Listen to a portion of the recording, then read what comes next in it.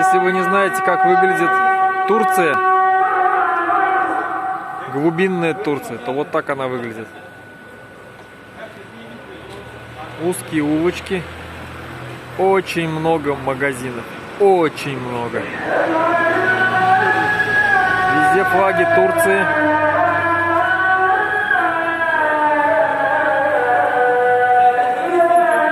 Такие маленькие кафешки донорные.